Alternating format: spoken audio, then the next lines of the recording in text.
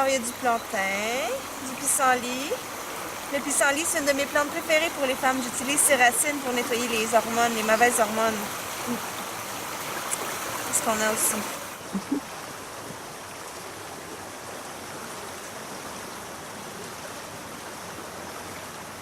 Quels sont les différents éléments perturbateurs du cycle féminin?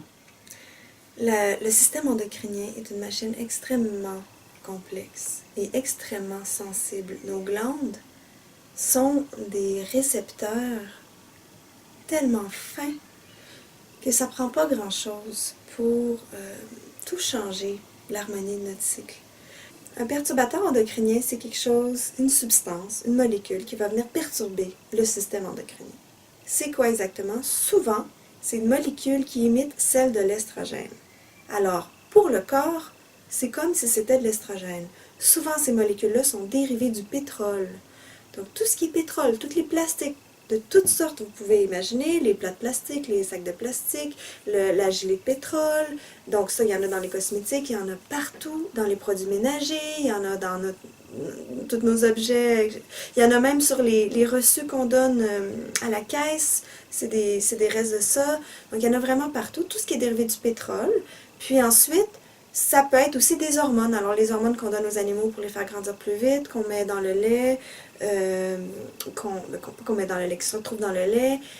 Dans l'eau aussi, parce que souvent les protocoles de filtration des eaux ne filtrent pas les hormones. Donc on reboit à petite dose les hormones qui sont prises par les autres femmes quand on boit l'eau du robinet, dans les systèmes d'aqueduc. Donc ça, c'est aussi les hormones, ça peut être des perturbateurs endocriniens, les dérivés de pétrole. Qu'est-ce que ça fait en fait pour le corps? Ça imite la molécule de l'estrogène. Alors, si ma main est un récepteur d'estrogène et mon autre main est une xénoestrogène, alors j'arrive, je me fixe sur le récepteur n'est pas au courant, il pense que c'est une estrogène, mais comparativement aux estrogènes naturels qui s'en vont, qui restent quelque temps, qui s'en vont, qui font leur travail, ou les phytoestrogènes aussi, la plupart des plantes qui sont phytoestrogènes, ça reste pas longtemps, il y a tout un tollé sur les phytoestrogènes, mais c'est très bon pour la santé, au contraire, donc ça reste pas longtemps, ça s'en va. Les xénoestrogènes sont très confortables sur le récepteur d'estrogène, ils restent là longtemps sur le sofa, ils commandent de la bière, de la pizza, et ça chill, comme on dit. Et quand arrivent les vrais estrogènes pour faire leur travail, eh bien, il y a déjà quelqu'un qui a pris la place, alors il faut qu'on aille quelque part d'autre. Où est-ce qu'on va aller? Là où on a des affinités. Donc, les organes sexuels, les seins, l'utérus, les ovaires. Et qu'est-ce qu'on va faire? Eh bien, on va faire muter des cellules ou on va faire du plus, du tissu. Donc, du tissu cicatriciel, du tissu de l'endométriose, des fibromes. Ça s'accumule, ça s'accumule, ça s'accumule.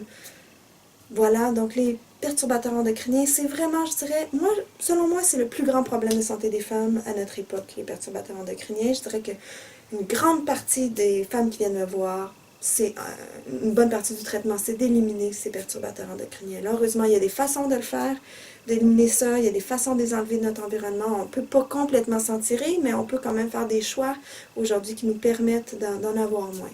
Je reçois des femmes qui vont voir plusieurs médecins, puis la seule solution qu'ils ont à leur proposer, c'est de prendre la pilule.